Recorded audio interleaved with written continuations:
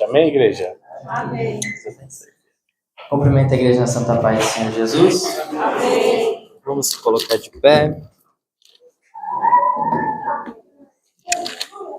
Quem trouxe Bíblia aí, dá um glória a Deus. Glória a Deus. Louvado seja o nome do Senhor. Então, com ela em mãos, abre ela comigo no livro de Êxodo, o capítulo de número 4.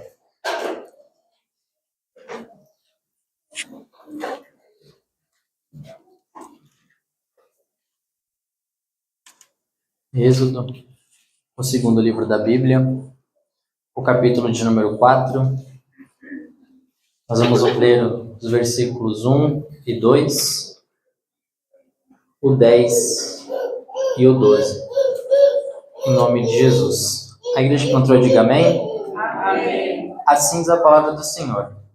Então Moisés replicou a Deus: Mas, Senhor, eis que os israelitas não acreditarão em minha pessoa, tampouco darão ouvidos às minhas palavras, porquanto certamente contestarão: não é possível que o Senhor te tenha aparecido. Perguntou-lhe o Senhor: que é isso que tem nas mãos? Respondeu-lhe Moisés: um cajado. Agora o versículo 10. No entanto, argumentou Moisés ao Senhor: perdão, ó meu Senhor. Todavia, eu não tenho facilidade para expressar-me, nem no passado, nem agora que falaste a teu servo. Não consigo falar bem, sou pesado de língua. Respondeu-lhe o Senhor: quem dotou o homem da boca e língua? Quem fez o surdo ou o mudo com boa visão? Não sou eu, o Senhor?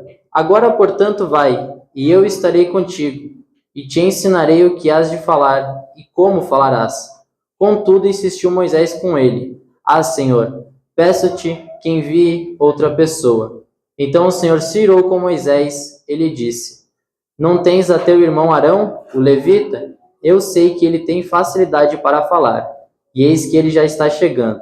Vem ao teu encontro, e vendo-te muito se alegrará em seu coração. Amém? Senhor meu Deus e eterno Pai, em nome de Jesus Cristo de Nazaré, Senhor, eu te rendo graças e louvores, Senhor, por mais esta oportunidade, Senhor. Meu Pai, em nome de Jesus Cristo de Nazaré, Senhor, que neste momento não seja mais as minhas palavras, Senhor, que não seja mais o meu coração, o meu pensamento, Senhor, mas venha ser a tua vontade sobre mim, Senhor. Me use como um instrumento nas tuas mãos, Senhor, e fale com a tua igreja, Senhor, no nome santo de Jesus, o nosso Senhor. Amém. A igreja pode tomar o vosso assento.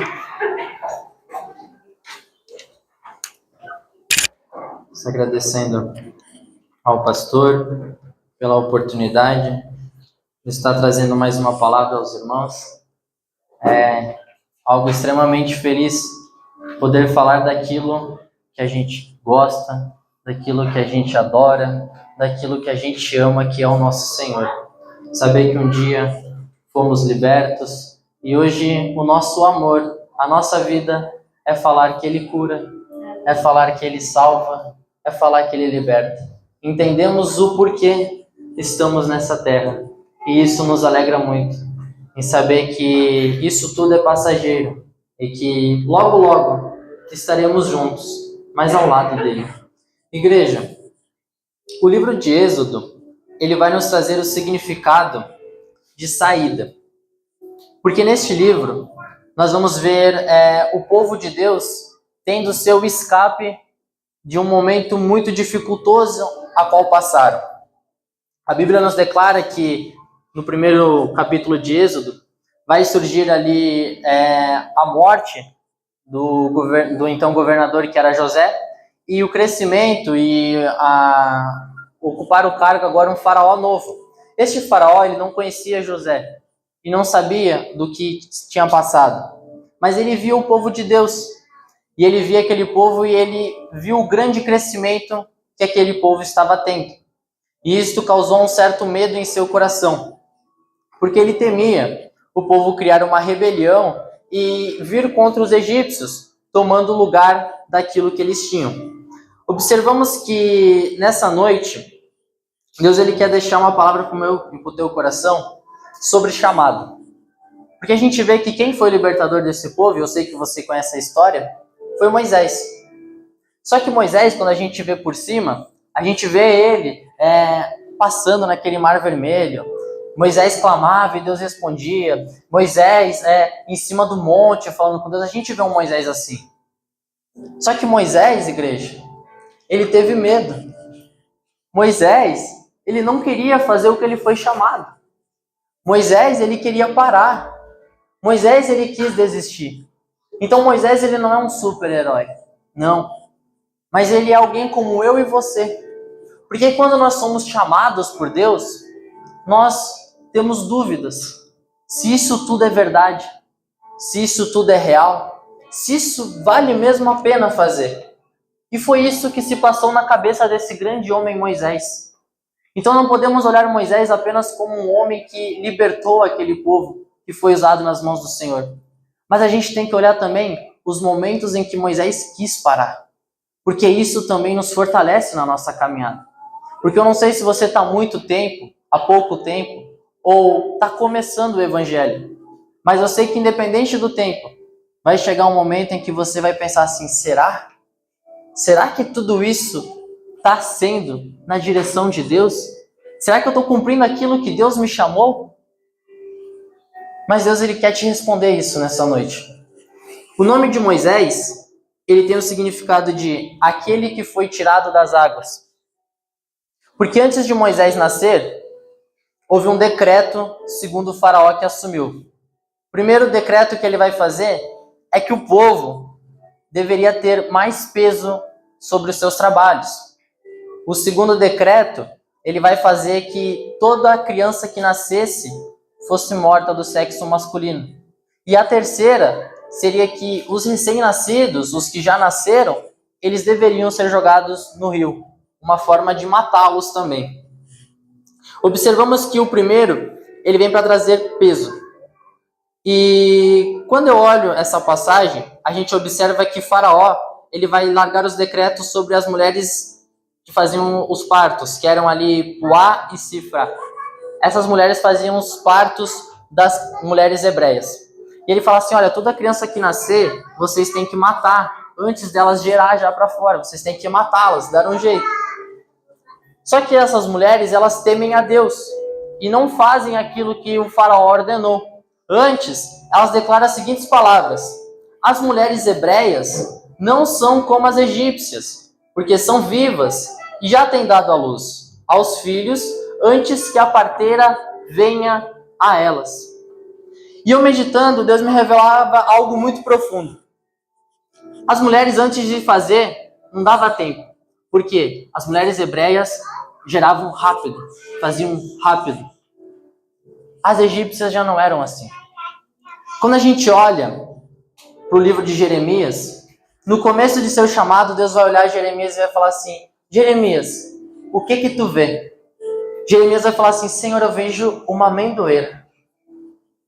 Aí Deus vai falar assim, é isso mesmo, Jeremias. É porque eu zelo pela minha palavra.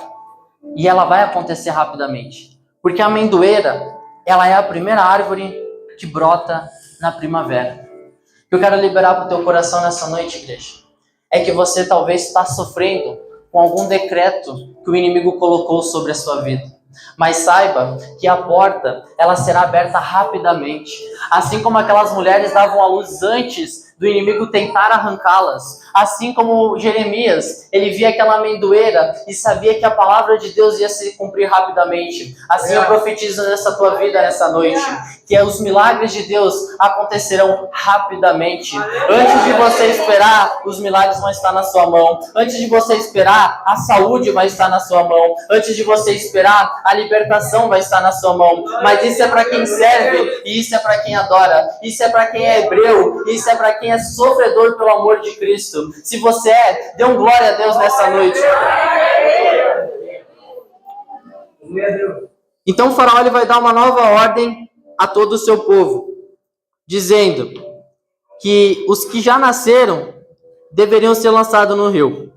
Então o primeiro capítulo de Êxodo, ele é composto por 3 estratégias do inimigo para tentar matar uma promessa, que era Moisés. E quando a gente traz para os nossos dias de hoje, o inimigo também tem estratégias para acabar com as nossas promessas. Porque eu creio que todos aqui têm promessa na casa do Senhor. Todos aqui têm aquilo que um dia Deus colocou no coração e você guardou e crê que vai acontecer. Mas talvez ainda não aconteceu. E o inimigo ele trabalha com 3 estratégias para fazer você parar. O inimigo ele vem com 3 estratégias para fazer você parar aquilo que Deus colocou no seu coração. A primeira, ele vai colocar um peso na sua vida.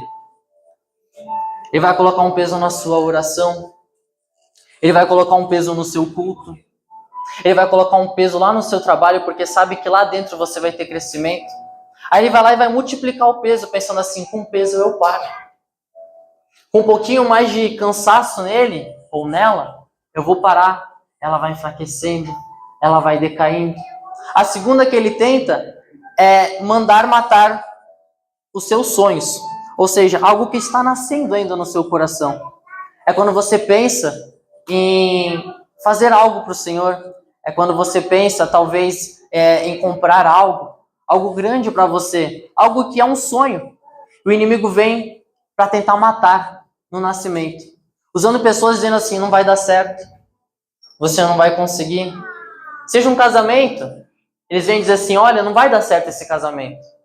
Vocês não vão ter um investimento suficiente. Seja num sonho de comprar talvez um carro. Não sei, porque nós temos sonhos. O inimigo pode usar alguém e falar assim, não vai dar certo.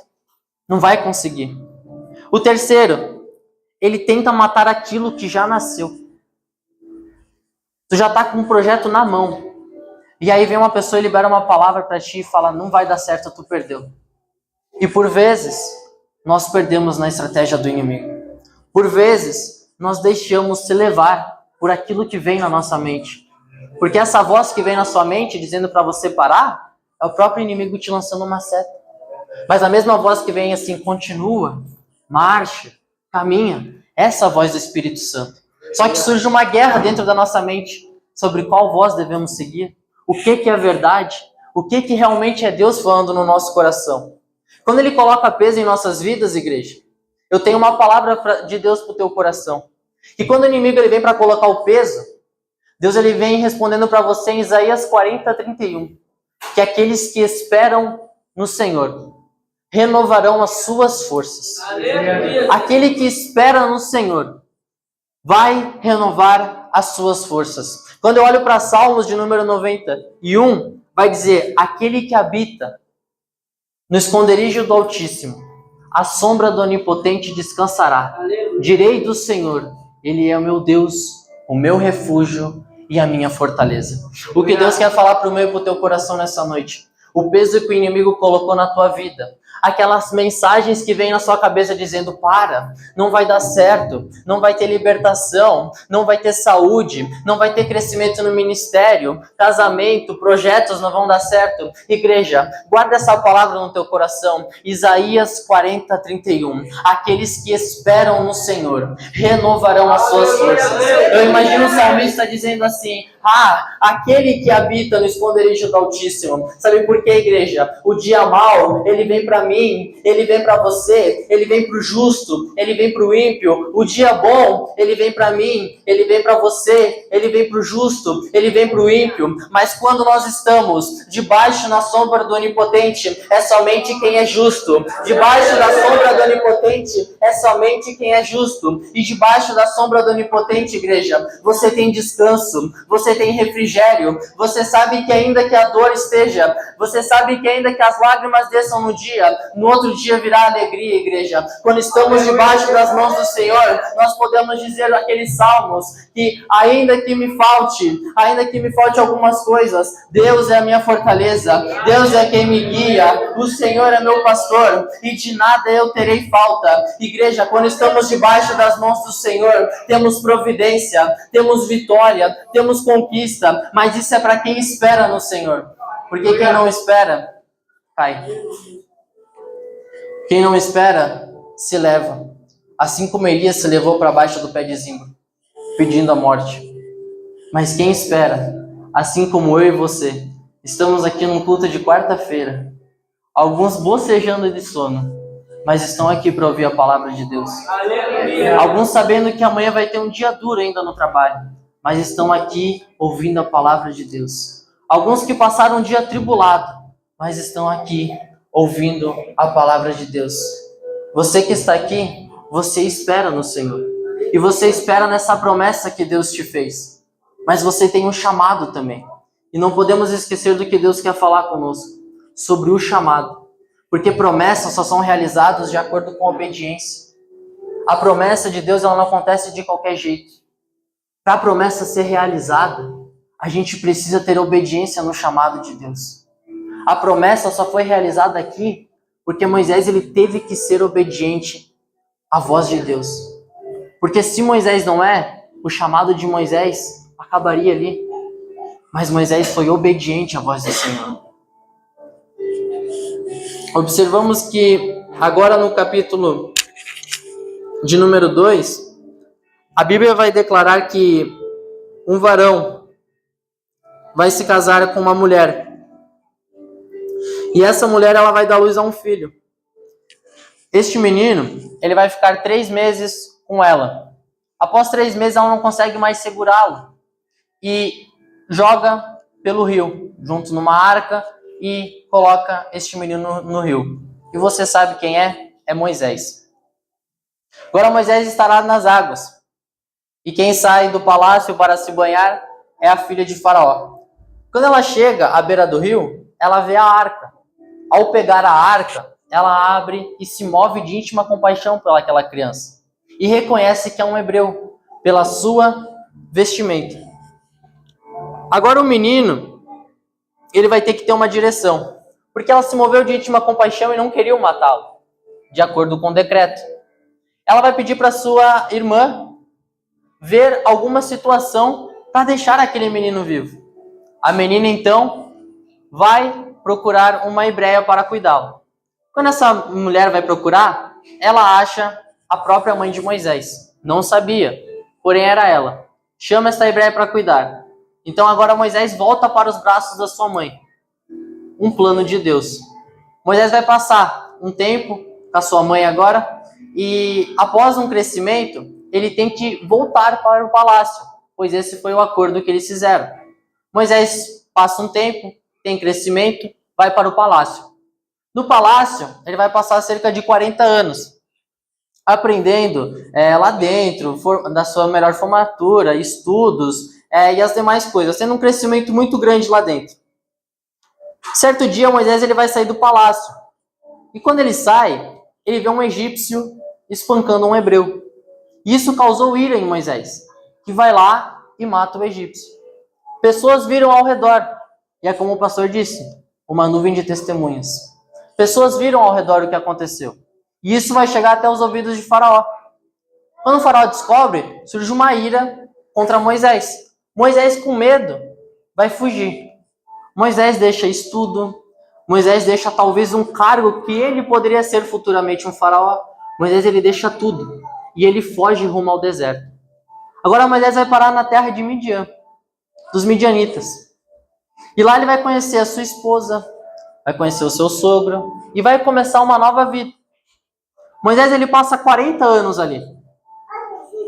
E de um homem que era faraó, agora se torna alguém que apacenta ovelhas, ou um pastor.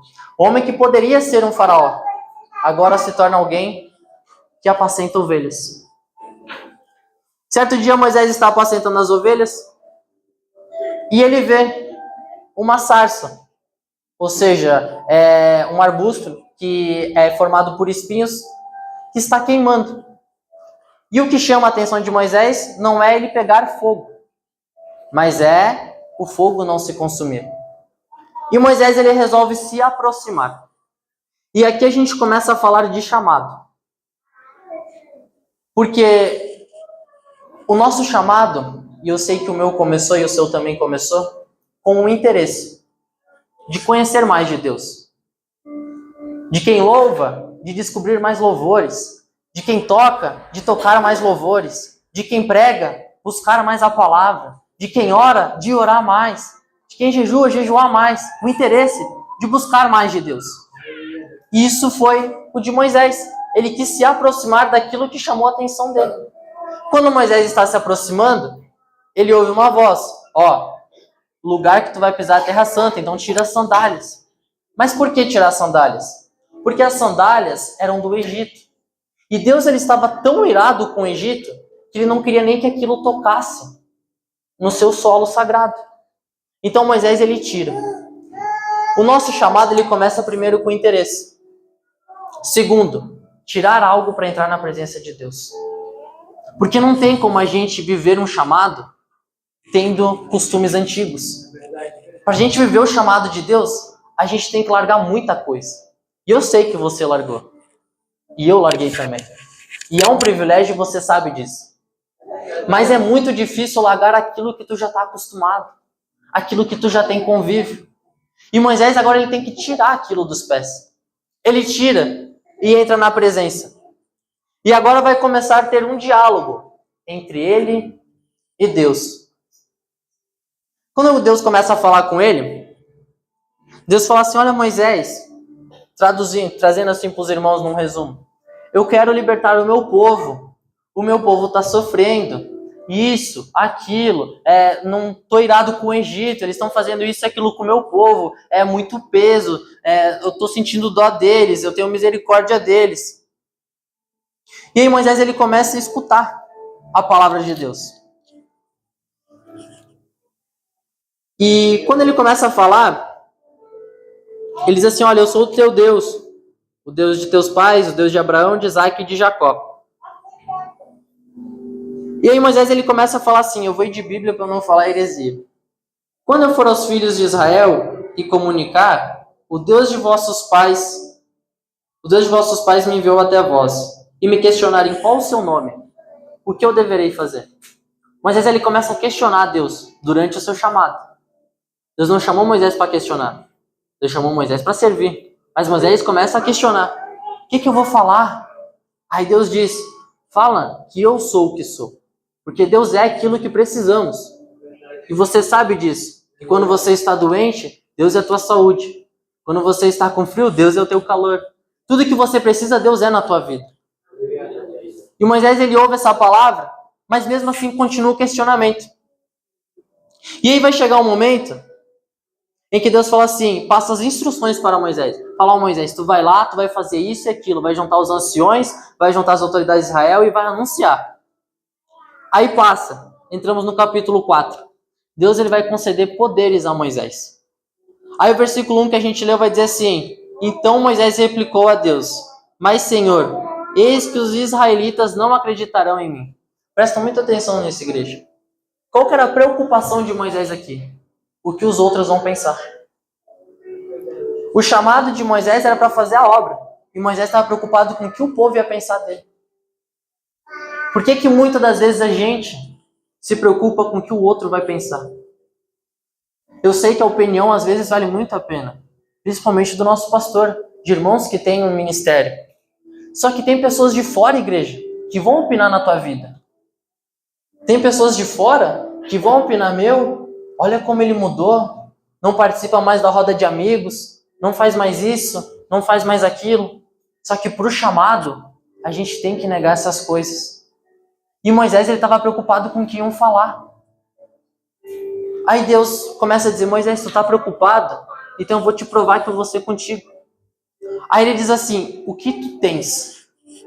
Aí, Moisés fala, eu tenho uma vara.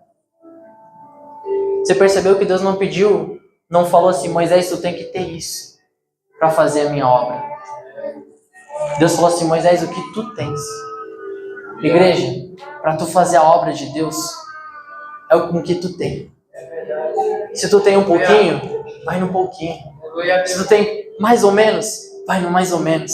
Se tu tem muito, vai no muito. Deus não está dizendo assim, tu tem que ter um curso de oratória, tu tem que ter um curso de teologia, são coisas boas, mas se Deus quiser usar a igreja, Ele usa sem. Deus não está dizendo assim, tu tem que ter carteirinha, Deus não está dizendo assim, que tu tem que ter uma casa, Deus não está dizendo que tu tem que ter algo específico, Ele está querendo dizer assim, o que tu tens nessa noite para começar? O que tu tens nessa noite? Moisés falou, eu tenho uma vara. Então vai com isso. A viúva de Naim, a viúva lá de Elias, ela tinha o quê? Um pouquinho de azeite. E foi com aquele pouquinho que Deus começou.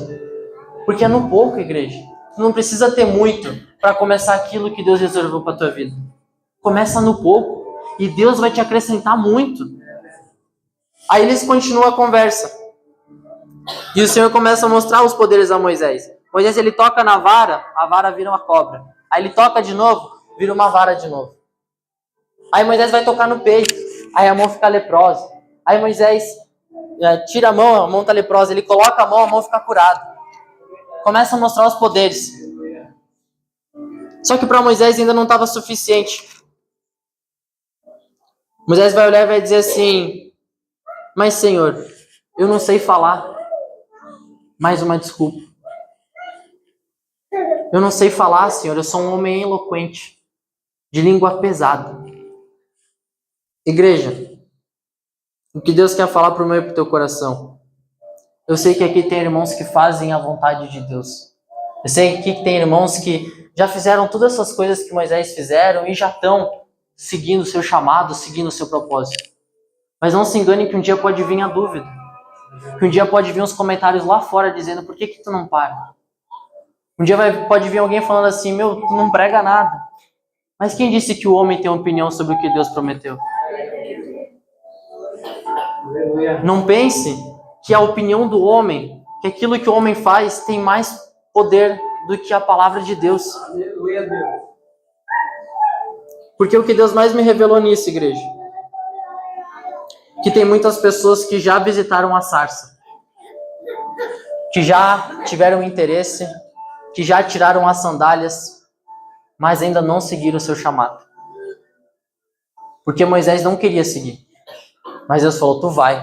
E se tu não quer falar, Arão vai falar por ti. E Arão falou. Não foi Moisés, foi Arão que falou por Moisés. Mas Moisés foi.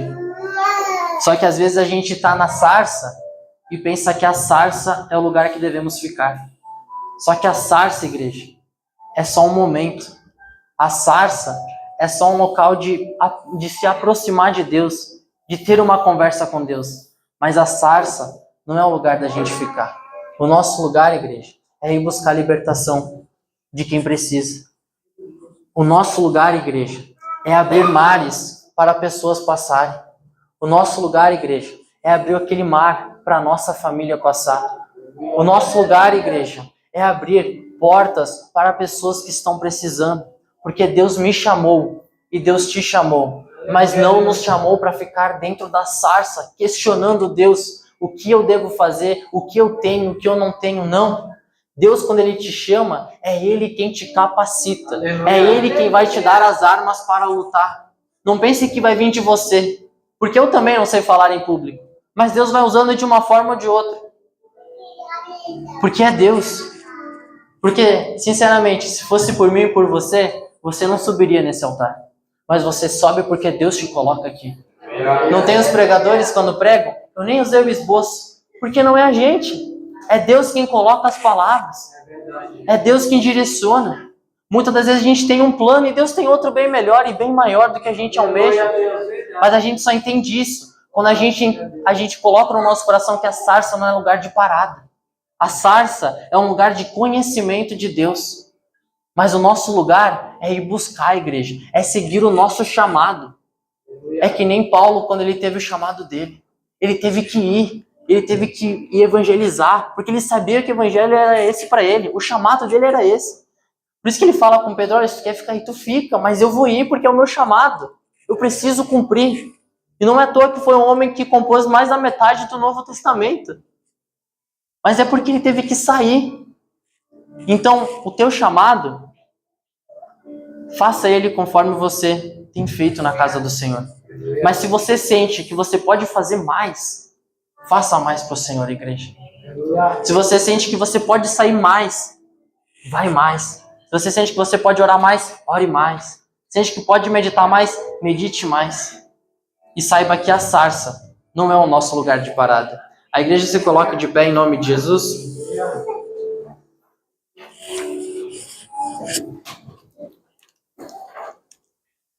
Essa ali.